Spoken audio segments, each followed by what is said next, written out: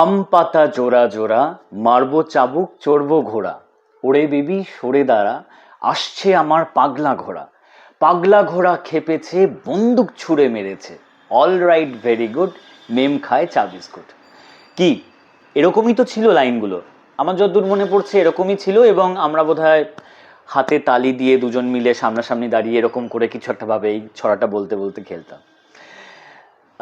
তো আজকে এই ছড়াটা দিয়ে যেহেতু এই এপিসোড শুরু করছি, মানে বুঝতেই পারছেন যে আজকের অভিনেতার রান্নাঘরের এপিসোডে এই ছড়া রিলেটেড কোনো একটা রান্না থাকবে।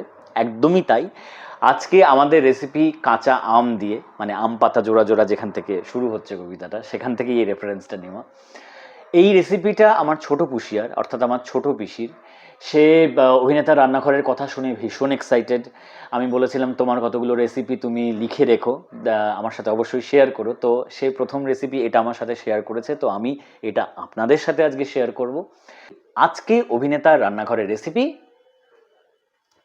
আম খিচুড়ি।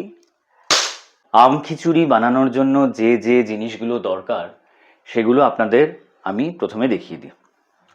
এখানে আমি নিয়েছি 1 কাপ বাঁশকাঠি চাল।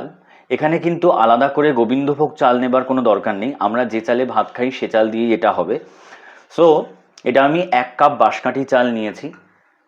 তার সাথে আমি 1/2 কাপ নিয়ে নিয়েছি মুসুর ডাল। এই দেখুন আমি এখানে 1/2 কাপ মুসুর ডাল নিয়েছি। এখানে আছে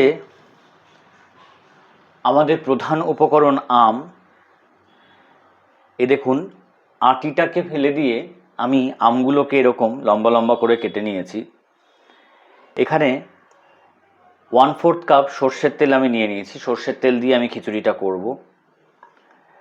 তার সাথে 2 রকমের পেঁয়াজ আমি এখানে নিয়েছি।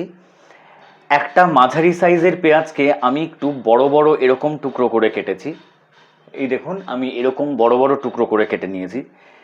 এটা আমি প্রথমে দেব। আর ফোড়নে দেবার জন্য একটা বড় পেঁয়াজকে আমি এরকম ঝিরিঝিরি করে কেটে নিয়েছি, এই দেখুন। এর সাথে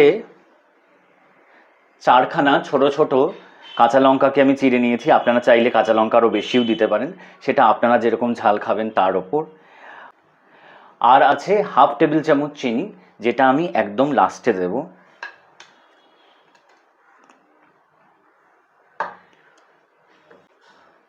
ফোড়নে দেবার জন্য আমি নিয়েছি 1 চা চামচ কালো সর্ষে, 2টো শুকনো লঙ্কা এবং 1টা তেজপাতা। আছে নুন, নুন আমরা স্বাদ মতো দেব। আর এই আছে হলুদ, হলুদের পরিমাণটা আমি রান্না করার সময় বলে দেব।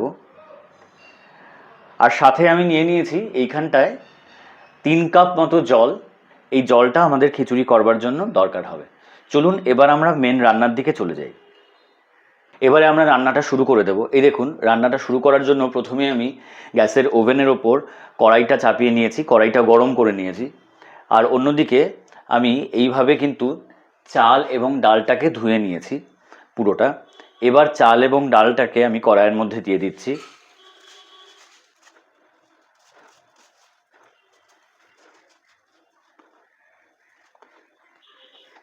আমি এর মধ্যে দিয়ে দেব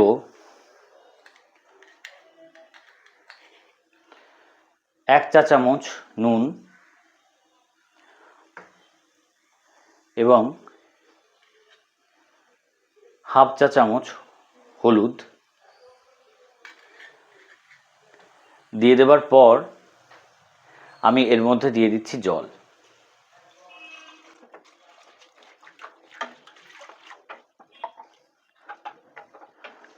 আমি এখানে দিয়ে দিলাম 3 কাপ জল।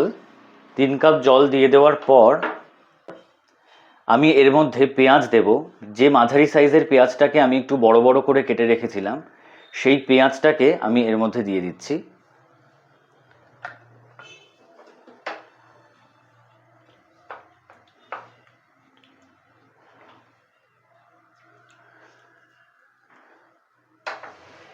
এবারে আমি এটাকে ঢেকে দেব এবং জলটাকে ভালো করে ফুটতে দেব।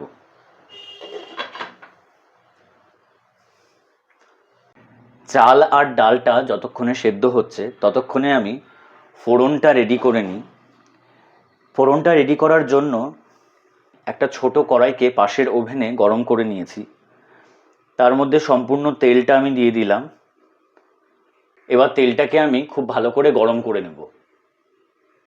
তেলটা কিন্তু খুব ভালো করে গরম হয়ে গেছে। এবারে আমি এর মধ্যে ফোড়নটা দিয়ে দেব। প্রথমে দিচ্ছি 1 চা চামচ সর্ষে, তারপরে দিচ্ছি একটা তেজপাতা আর 2টো শুকনো লঙ্কা।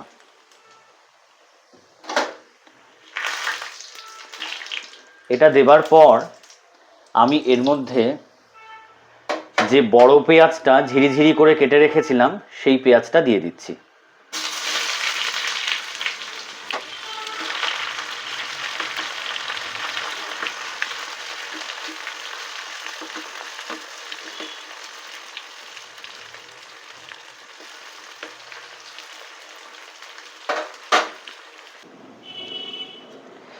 এই দেখুন,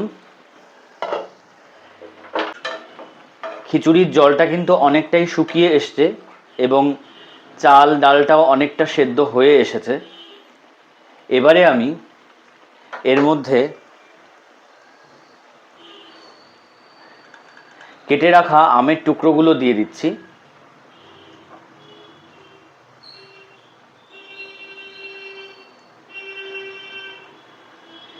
এবং দিয়ে দিচ্ছি কাঁচা লঙ্কাগুলো।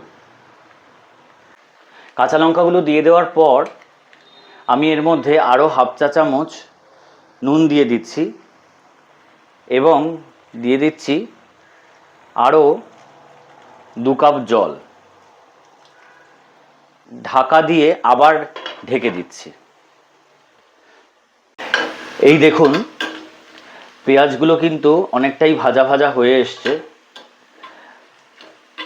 এখানে পেঁয়াজটাকে একটু বেশি ভাজবেন, তাহলে এই ফোড়নের গন্ধটা আরও ডমিনেন্ট হবে। এই দেখুন, আমি সেই জন্য পেঁয়াজগুলোকে এরকম লাল করে ভেজে নিচ্ছি, অনেকটা বেরেস্তার মতো।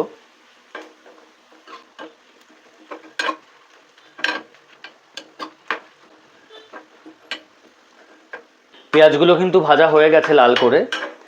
এবারে আমি গ্যাসটা অফ করে রেখে দেব। এই দেখুন, 10 মিনিট পরে আমি ঢাকাটা খুলে নিলাম। আমাদের আম খিচুড়ি কিন্তু প্রায় হয়ে এসছে। এই যে আমগুলো একদম সেদ্ধ হয়ে গিয়েছে, দেখতেই পাচ্ছেন। আর আমি হাত দিয়ে টিপে দেখে নিচ্ছি আমাদের চালগুলোও কিন্তু একদম সেদ্ধ হয়ে গিয়েছে। এইবারে আমি এর মধ্যে দিয়ে দিচ্ছি আরও 1 চা চামচ নুন। নুনটা দিয়ে দেওয়ার পর আমি এর মধ্যে যেই মশলাটা অর্থাৎ যেই ফোড়নটা রেডি করে রেখেছিলাম সেই ফোড়নটা কিন্তু এর মধ্যে দিয়ে দিচ্ছি।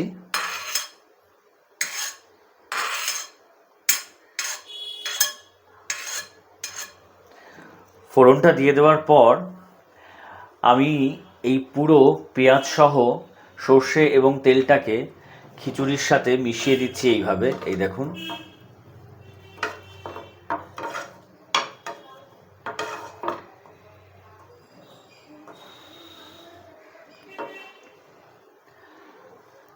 ফোড়নটা পুরোপুরি মিশিয়ে দেওয়ার পর আমি এর মধ্যে সবশেষে দিয়ে দিচ্ছি চিনি এবং চিনিটাকে ভালো করে পুরো খিচুড়িটার সাথে মিশিয়ে দিচ্ছি। চিনিটা মিশিয়ে দেওয়ার পর আমি 10 মিনিট ঢাকনা দিয়ে ঢেকে গ্যাসটা অফ করে স্ট্যান্ডিং টাইমে রেখে দিচ্ছি। এই হলো আমাদের টক ঝাল মিষ্টি আম খিচুড়ি। গরমকালের জন্য এটি একটি অত্যন্ত সুস্বাদু এবং সহজ রান্না। রেসিপিটি কেমন লাগলো আমাকে কমেন্ট বক্সে লিখে জানান। ভালো লাগলে অন্যদের সাথে শেয়ার করুন। অভিনেতার রান্নাঘর চ্যানেলটিকে সাবস্ক্রাইব করুন, পেজটিকে ফলো করুন, লাইক করুন। ভালো থাকবেন, সুস্থ থাকবেন।